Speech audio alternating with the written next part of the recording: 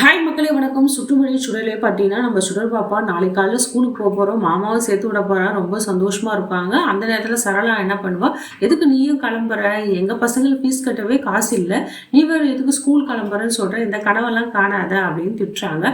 உடனே சுடர் பாப்பா சொல்கிறேன், இல்லை நான் கொஞ்சம் காசு வச்சுருக்கேன் அத்தை, அதை வச்சு நான் படிக்கிறேன்றாங்க. இந்த காசெல்லாம் வச்சு ஒன்றும் பண்ண முடியாது, அதுக்கெலாம் நிறைய பணம் தேவைப்படுது, ஒழுங்காக உன் வேலையை பாருன்னு சொல்லிட்டு சுடரை மூஞ்சி கட்டிடுறாங்க. இதை பார்த்து சண்முக சுந்தரம் என்ன பண்ணுறாரு, எதுக்கு நம்ம குழந்தை மாதிரி அவளையும் நானே எதுக்கு அவளை மூச்சை காட்டுறேன்றாங்க. எங்கள் வீட்டில் படுற கஷ்டம் எனக்கு தான் தெரியும், இது தேவையில்லாத பிரச்சனைலாம் எதுக்கு பண்ணிட்டு இருக்கீங்கன்னு சொல்லிட்டு நம்ம சுந்தர்கிட்ட பேசிட்டு இருக்காங்க. அதுவும் இல்லாமல் ஒரு சீட்டு ஏதோ கட்டுறாங்க, நகைச்சீட்டு. இதை பார்த்து சுந்தர் கேட்குறாரு, இதுக்கெல்லாம் மட்டும் ஏது பண்ணுன்றாங்க. ஏங்க வயசு பொண்ணு, நம்ம ஒரு பொண்ணு வச்சுருக்கோங்க, அது எதிர்காலத்துக்கு எதுவும் ஆனாவா, நகை விற்கிற விலைக்கு வந்து நான் மொத்தமாக பணம் கொடுத்து வாங்க முடியும், நீங்கள் என்ன அர்ஜுன் மிஷினை வச்சுருக்கீங்க, நான் இப்போ சிறுக சிறுக வயிற்று கட்டி வாயை கட்டி சேர்த்து வச்சா தானே சேமிக்க முடியும்னு சொல்கிறாங்க. ஒரு விதத்தில் சரளா சொல்கிறது கரெக்டாக தான் இருக்குது. ஏன்னா பாவங்க சண்முக சுந்தருக்கு போதிய அளவு வருமானம் இல்லை, அவர் ஏதோ தையல் மிஷினில் துணி தைச்சு பொழைச்சிட்டு இருக்காரு, 2 பசங்களையும் பார்த்துக்கணும். இப்போ சுடர் வேற வந்திருக்கா, அவன் என்ன பண்ணுவான்னு தெரியல, அதனால அவள் வந்து ஒரு மாதிரியாக பேசிகிட்டு இருக்கா. நம்ம தருணும் சொல்கிறாங்க, அதெல்லாம் ஒன்றும் கவலைப்படாத, நான் கூட்டிகிட்டு போகிறேன் ஸ்கூலுக்குன்றாங்க. சரி எதுவுமே நடக்கலன்னு சொல்லிட்டு ரொம்ப ஃபீல் பண்ணி அவங்க மாமா கூட கடைக்கே போயிடுறாங்க நம்ம சுடர். அந்த நேரத்தில் சரளாக்கு ஏதோ சுருக்கு காலுக்கு ஏதோ அடிப்பட்டதால் அவன் என்ன பண்ணுறா, சாப்பாடு எடுத்துகிட்டு போக முடியல, நான் என்ன பண்ணுறேன் தெரியல, நீங்கள் போய் ஸ்கூலில் பசங்களை கொடுத்துருன்றாங்க. இந்த நேரத்தில் சுடர் என்ன சொல்கிறா, அட்ரஸ் மட்டும் சொல்லுங்க அத்தை, நான் போய் ஸ்கூலில் சாப்பாடு கொடுத்துட்றேன் அப்படின்றா. ஏன்னா சுடர் பாப்பாவுக்கு அந்த ஸ்கூலும் பார்க்கணும்ல, தருண் தியாலாம் பார்க்கணும், ஸ்கூல் உள்ள போகணுன்னு ரொம்ப ஆசை, அதனால் நான் போகிறேன்றாங்க. உடனே நம்ம சுந்தர் வழி தெரியாது எங்கன்னா போய்ட்டு பாப்பா அதெல்லாம் போக வேணான்றாரு. இல்லை மாமா கரெக்டாக அட்ரஸ் சொன்னீங்கன்னா நான் போயிட்டு வந்துடுறேன்னு ஸ்கூலுக்கு போய் அங்கே சாப்பாடு கொடுப்பாங்க. ஆனால் அவங்க செக்யூரிட்டி என்ன பண்ணுவாங்க, உள்ளெல்லாம் அனுப்ப முடியாதுமா, நான் அவங்களுக்கு சாப்பாடு கொடுத்துட்றேன் நீ போயிடுன்னுவாங்க. அந்த இடத்துல சுடர் ரொம்ப மனசு வேதனையோட ரோட்டில் போயிட்டு இருப்பாங்க. எதுவுமே யோசிக்காம குழந்தை போயிட்டே இருப்பா, பெருசாக சிந்தனை பண்ணிட்டு போயிட்டு இருப்பான். அந்த நேரத்தில் வெற்றி வருவான், காரில் வந்துட்டு இருப்பான்.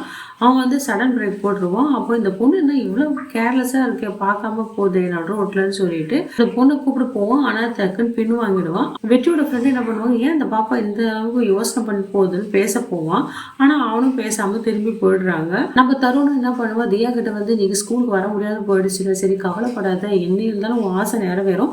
அது மட்டும் இல்லாமல் இன்னொரு விஷயம் தெரியுமா, இந்த ஞாயிற்றுக்கிழமை எங்கள் ஸ்கூலில் ஒரு ஃபங்க்ஷன் இருக்குது, அதில் யார் வேணால் வரலாம், சத்தியமாக வந்து நான் உன்னை கூப்பிட்டு போகிறேன், நீ கவலைப்படாத, இந்த சண்டேல வந்து நம்ம ஸ்கூலுக்கு போய் ஸ்கூல்லாம் சுற்றி காட்டுறேன் அப்படின்னு சொல்லிட்டு நம்ம தருண் வந்து சுடர் பாப்பாக்கிட்ட சொல்லிட்டு இருப்பாரு. சுடருக்கு இதை கேட்டு ரொம்ப சந்தோஷமாயிடும். ரொம்ப தேங்க்ஸ் தருண் அப்படின்னு சொல்கிறாங்க. சரி ஓகே நம்ம கண்டிப்பாக நான் போகலான்னு சொல்லிட்டு நம்ம சுடர் பாப்பா கிட்ட சொல்லிட்டு இருப்பான். இந்த மாணிக்கத்தை வந்து இந்த காஞ்சனா மிரட்டிட்டு இருப்பா. இப்போ எல்லா விஷயம் எனக்கு தெரிஞ்சு போச்சு, இப்போ பார்வதியை கொண்டது வந்து அப்படி கிடையாது, காரணம் நீ சொல்லிட்ட, அதுக்கு ஆதாரம் என்ன இருக்குது, எவிடன்ஸ் என்ன இருக்குன்னு கேட்குறாங்க. எவிடன்ஸ்லாம் அதெல்லாம் இல்லைன்னு சொல்கிறா. எனக்கு எல்லாமே தெரியும், நீ எவிடன்ஸ்லாம் வச்சிருக்க, ஆனால் என்கிட்ட சொல்ல மாட்டேன் அப்படின்னு.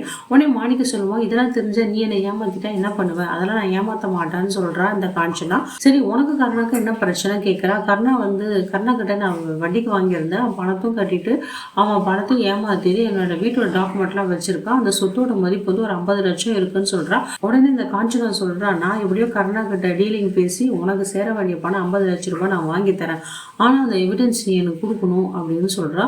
உன்னை எப்படி நான் நம்ப முடியும்னு, நீ நம்பி தான் ஆகணும், எவிடன்ஸ் பத்திரமா வச்சுக்கோ, நான் கருணாவை பார்த்துட்டு எப்படியோ பேசி அவனை பிளாக்மெயில் பண்ணி மிரட்டி அவங்ககிட்ட எவ்வளோ பணம் கறக்கணுமோ எல்லாத்தையும் நான் கறந்துட்டு உனக்கு தேவையான 50 லட்சம் ரூபாய் நான் தரேன்னு சொல்லிட்டு இந்த டீல் பேசிட்டு போவோம் இந்த காஞ்சனா. அது மட்டும் இல்லாமல் இந்த அபியோட வாழ்க்கையில வந்து என்ன விளையாட போறான்னு தெரியல இந்த காஞ்சனா. இன்னும் சுடர் பாப்பாலாம் பற்றி தெரிஞ்சிச்சுன்னா இந்த கருணா கிட்ட என்ன டீல் பேசி சம்பாதிப்பான்னு தெரியல. மக்களே இந்த வீடியோ உங்களுக்கு பிடிச்சதா மக்களே, லைக் அண்ட் ஷேர் கமெண்ட் பண்ணுங்க. அடுத்த வர வீடியோ உங்களை சந்திக்கிறேன். நன்றி, வணக்கம்.